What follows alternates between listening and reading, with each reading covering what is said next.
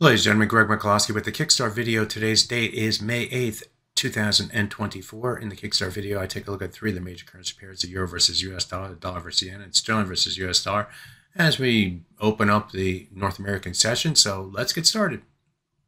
Looking at the euro versus US dollar, I'm going to start by taking a look at the 4-hour chart. And in trading here today, the price had rotated further to the downside, and in the process, we fell below the broken 38.2% retracement of this move to the downside. That was more bearish.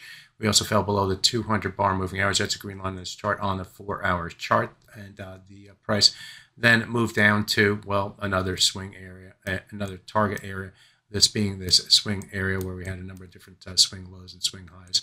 More recently here, where the ceiling area happened in trading last week before moving to the upside on Friday through the employment report. So the price came to the high of that swing area at 1.07346, and we've seen a bounce higher. So we're trading above and below the 38.2, above and below the 400, the 200 bar moving average on the 4-hour chart, and above the high of the swing area at 1.07346. Sorry, but these are all the levels that are levels that I watch from a technical perspective. So this area is is key for this currency pair, and that's where the market found support buyers. If we take a look at the hourly chart, there's another thing in play, another technical level in play, and that is now on the top side with the 100-hour moving average. Earlier today, the price fell below that 100-hour moving average, probably giving it the impetus to extend to the downside, extend to the high of that swing area right through here, and now we're moving back up to that 100-hour moving average. So if we get above that level in trading here today, then the pressure's off of the downside. Right now, the pressure remains on the downside, even with the bounce back here, as the sellers did sort of kind of lean against that 100-hour moving average after, again, we broke below it earlier today. So sellers are a little bit more in control right now in the euro versus US dollar. Be aware of that. The dollar versus yen is extending higher for the, well, third day in a row. We moved higher this day right here. We moved higher. I'm going to put it on an arrow, makes it easier right here. And we're moving higher and trading here today. So 3 days to the upside. That came after rebounding on this day right here. I guess that's Friday.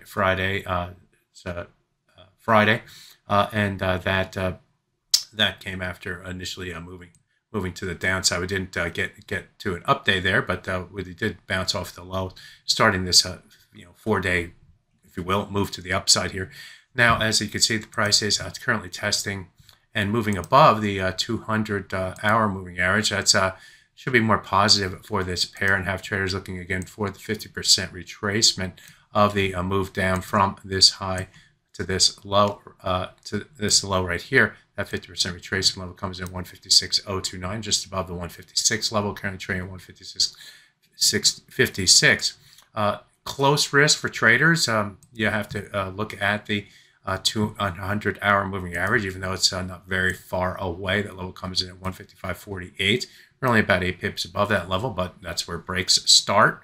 And as you can see earlier today, off this hourly chart, the price came up to that 200-hour moving average and found sellers marginally moved lower before coming back up to that level, and in the last hour breaking to the upside. So we are seeing more buying in the dollar versus yen in early North American trading and above the 200-hour moving average. We'll see if that momentum continues, but the buyers are taking back more control above that level, at least in the short term.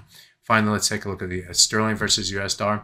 And this currency pair fell below the 100 bar moving average on the 4-hour chart and trading here today before rebounding back above, and it is now back below that level at 124.80. The current price is trading at 124.76, just below that level. So above and below that level, that 100 bar moving average is the barometer for traders today. If the prices can stay below that level, and it's had trouble, of course, then the bias remains to the downside with this swing area down here.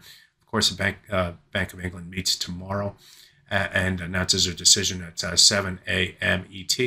We'll see what they have to say, and that's may keep the price more contained until that time. But we will, be sure to use this 100 bar moving average as a level or as a barometer for trading today in the short term. Again, we're trading above and below, so the market is kind of unsure of what it wants to do. So that's my technical look at 3 of the major currency pairs to start the North American session. My name is Greg McCloskey. Good fortune with your trading. Bye-bye now.